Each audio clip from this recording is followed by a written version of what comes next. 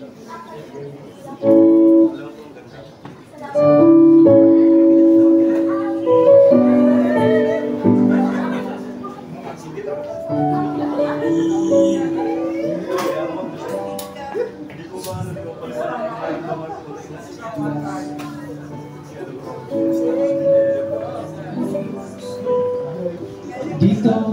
nagkabuo ang kanilang pagmamahal na kung saan sila ay nagkatuluyan. Malipas man ang 10 taon, naging totoo ang pamilya nila at sila ay masaya na nagmamahal.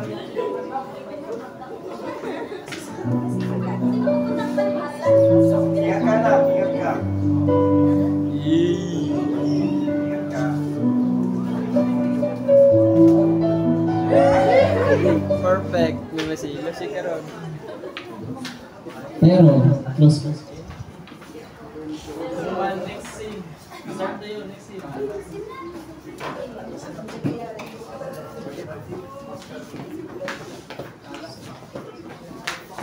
Next scene.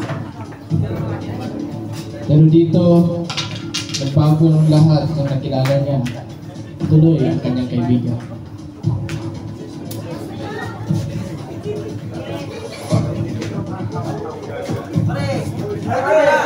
Shot ka muna pare! Ayoko pare kasi pare, shot lang pare! Shot lang pare! Shot ka muna pare! Huwag mo na ito pare! Pare, mas ganyan pare pare! Shot lang pare! Pare, matawag ko yun kahit gano'n na yun siya kahit kasi siya yung unang babaeng may ano pare kaya isa lang pare! Isa lang pare! Isa lang pare! Shot lang sa kami! Isa lang pare! Kaya dito, at doon, nagsimula na nawalan ng sarili si Ternora.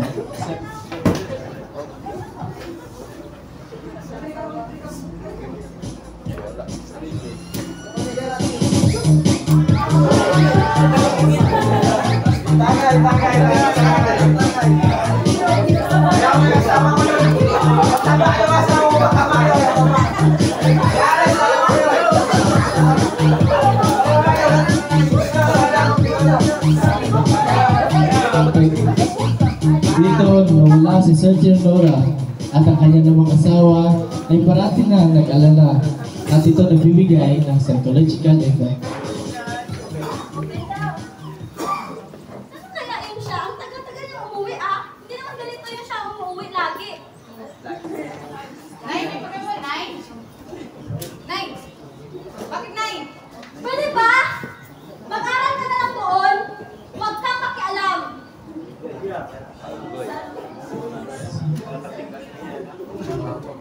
Dito naepektuhan ang kanyang anak. Hindi lamang ang asawa ni Ternora, kundi ang kanyang anak. Habang naman nagtuluyan ng ang kanilang party-party, mayroong problema sa inuman at kung saan inireport ito sa kanilang ingay na nagagawa.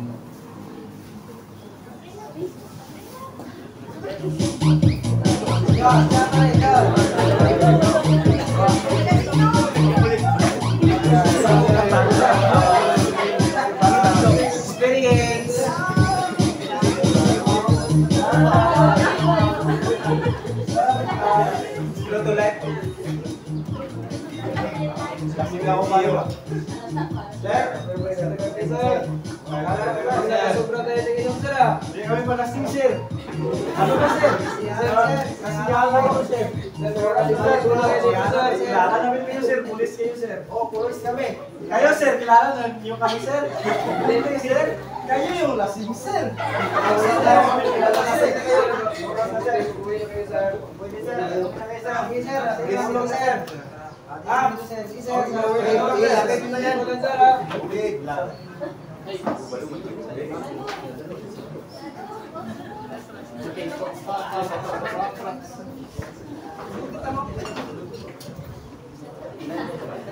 Habang naghihintay ang kanyang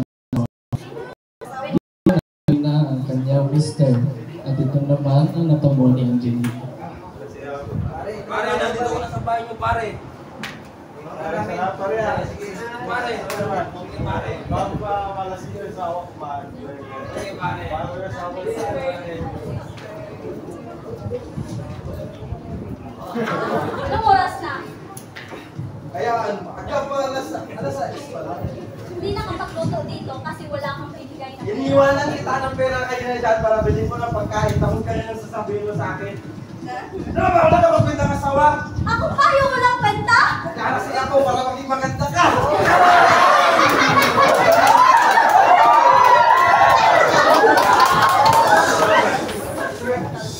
Bigyan ka lang kayo ng asawa.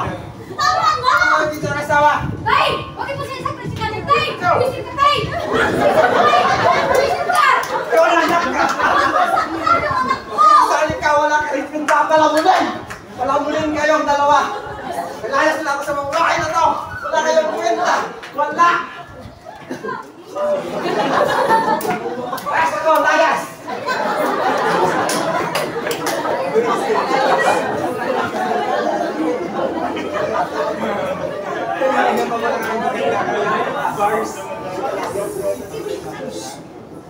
Dito grabe naman ang kanyang nakamura. Hindi niya makaya. At kaya malipas na ilang buwan, parating pananakit at paghahaga sa kanyang nakita.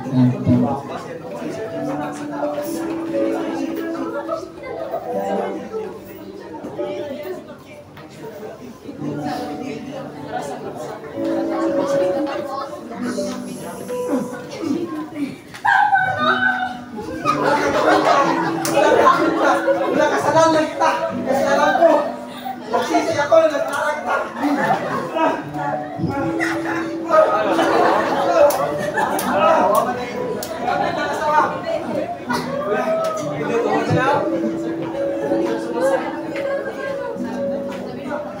At dito, napag-isipan ni Angeline na makinghingi na ng tulong dahil barangay sa kanyang barangay.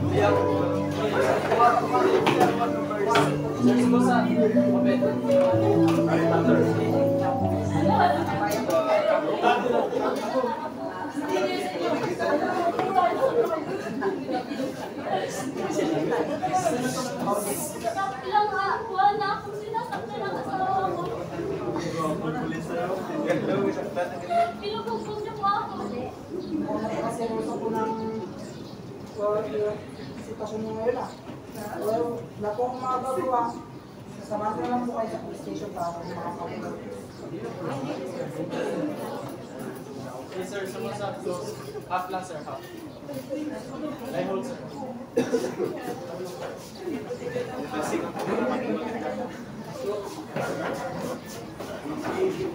Yes, sir. Open.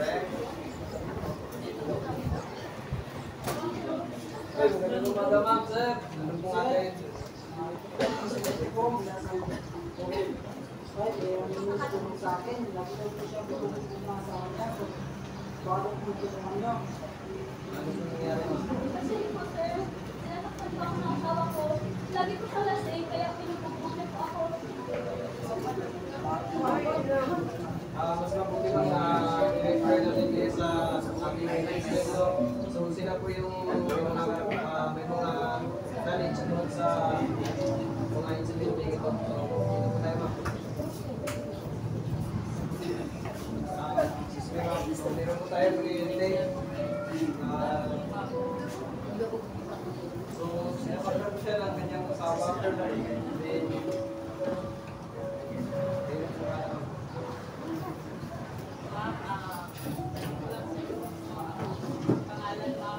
Para si Angeline.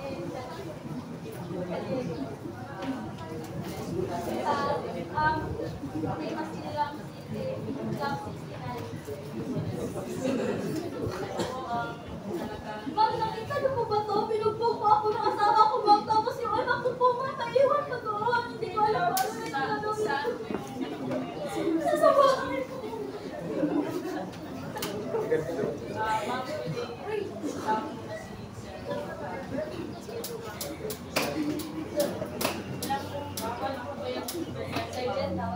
Sobra akong 3 buwan nung ginagawa sa isang buwak. Pinubugbog niyo.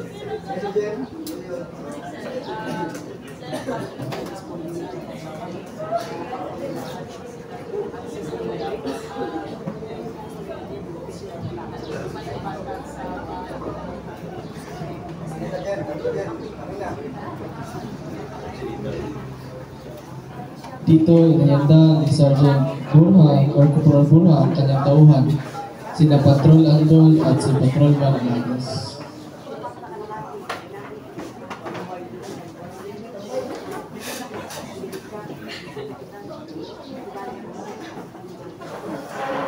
Briefing.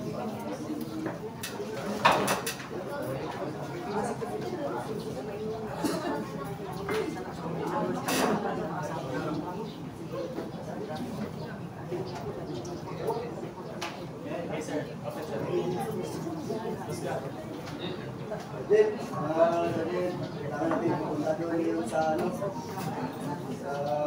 barangay kasi verify natin yung anak niya doon, ating kliyente na iwan, kailangan natin yung i-verify ano nangyayari sa anak niya. Tara!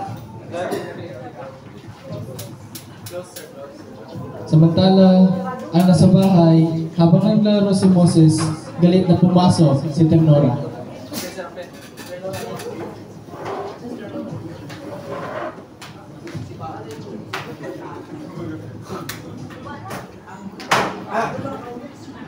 Nasaan yung nanay mo? Hindi ko po alam, Tay. Di mo alam? Magkasama kayo dito sa bahay, di mo alam? Hindi po, Tay. Saan yung nanay mo? Magsabi ka na ito! Magsabi ka na ito kung saan yung nanay mo! Parehas pa kayo walang kwenta! Sama magkasama kayo dito sa bahay, di mo alam kung saan yung nanay mo! Di mo alam kung saan yung nanay mo! Habang paparating pa lang ang mga polis, hindi nila alam kung saan ang lugar. Kwenta ka na! Wala kayo yung nanay mo! Kwenta!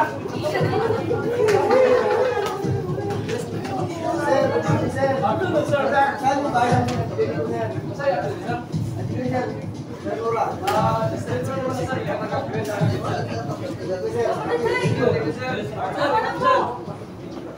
Kwenta ka na! Kwenta! Kwenta ka na! Sandal! Kwenta mo! Kwenta mo!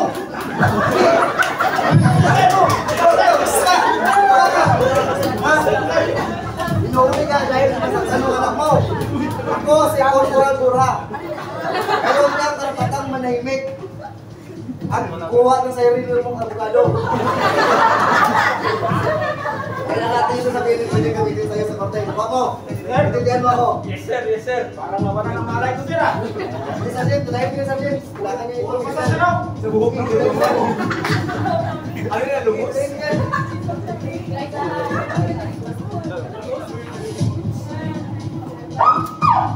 Dinala ito sa kanilang balik sa kanilang opisina.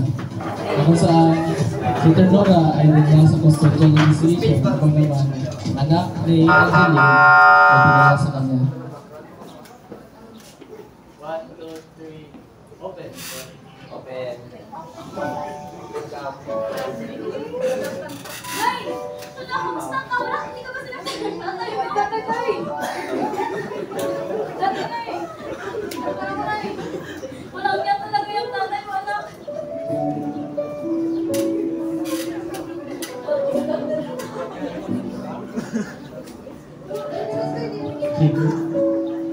At dyan, pero sa hulihan, hinatulan si Ternora ng kasong bawsi dahil sa pagbugbog ng kanyang asawa at anak na nagkaroon ng sanhi ng kanilang mga trauma. Don't believe when they say they will change. Stop it while you still have a voice. Babae ka, hindi babae lang. Maraming salamat po.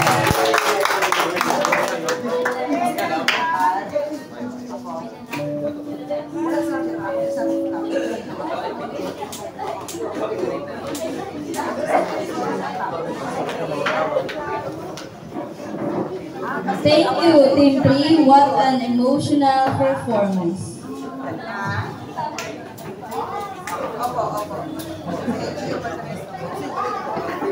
May I call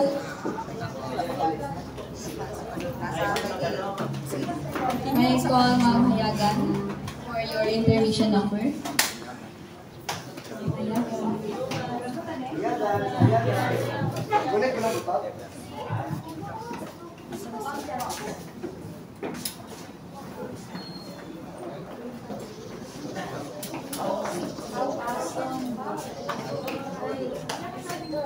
Ang